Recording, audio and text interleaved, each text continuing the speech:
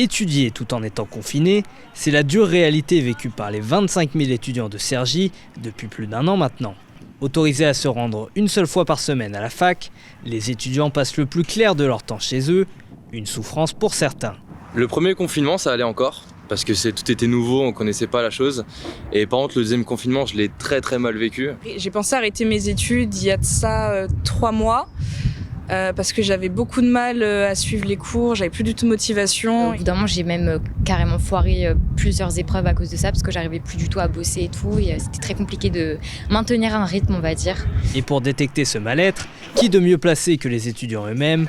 Ils sont une 50aine à avoir suivi volontairement une formation au premier secours en santé mentale. Étalé sur 2 jours, ce programme d'origine australienne est encore très peu répandu en France. Au total, 4 sessions ont été dispensées au sein de l'université de Cergy depuis le mois de février. On s'est dit que finalement, une des façons peut-être d'aider les étudiants, ce serait qu'au sein de leur propre communauté, ils aient des pairs qui soient finalement des relais pour nous orienter les étudiants en souffrance. La formation proposée gratuitement aux étudiants est entièrement financée par le département à hauteur d'environ 25 000 €. Au total, 90 étudiants de CY et Cergy Paris Université vont pouvoir en profiter d'ici 2022. Une nécessité selon Véronique Pellissier. Moi, quand j'entends des personnels d'école ou d'université, ils me disent on a des jeunes au téléphone qui sont suicidaires. C'est-à-dire qu'ils disent je ne sais plus où je vais, je ne vois plus personne, c'est plus possible. Et c'est vrai qu'avoir des jeunes qui soient formés à les écouter, à les aider, c'est extrêmement important, c'est même capital.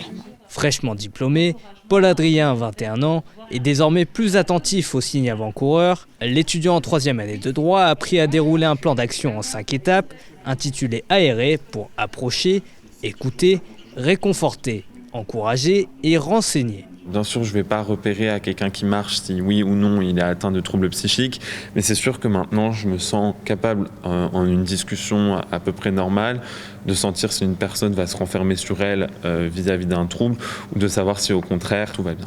La prochaine session devrait ouvrir au mois de mai après les partiels. À terme, CY et Cergy Paris Université souhaiterait pérenniser la formation en la proposant comme unité d'enseignement libre lors de la prochaine rentrée.